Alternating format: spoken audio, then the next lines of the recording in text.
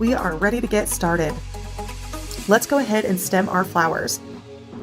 We're going to add just a little bit of glue to our wire stem. Pick a flower, stick that stem through the back and into the flower. You want to make sure the stem is in the flower far enough that the flower is not going to pop off while you're arranging it into your bouquet, but not so far that the stem sticks through the opposite side of the flower.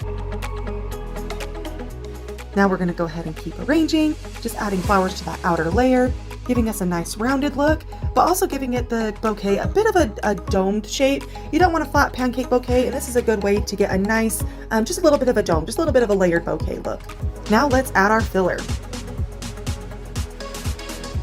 We have our flowers arranged. You can add your filler as you go. Here we're going to go ahead and add it after. Adding a bit more leather leaf, just kind of working those pieces of filler in between the flowers until they're in the position that we want them to be.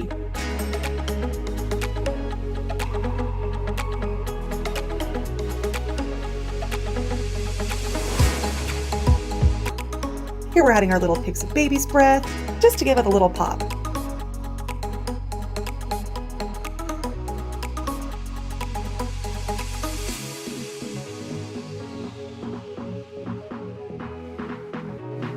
Time for our bouquet grass.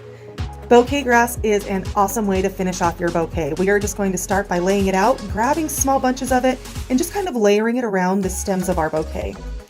It'll just help give the bouquet a more clean, finished look, so you're not seeing the wire stems. It really helps to hide those wire stems. And now you want to make sure that you secure this with tape one last time. It's going to just hold everything in place. Your bouquet grass, your filler, your flowers. You've worked really hard on this. You don't want any of that moving and getting out of place and ruining all your hard work. Add a little bit of glue to the top of your tape and stick your twine on. This is going to be for your handle. We just add a little line at the top of that tape there and then go ahead and start wrapping around. The twine is great for adding the handle, like we said, as well as giving the bouquet the finished look. It's going to cover up that tape and just kind of add that little touch.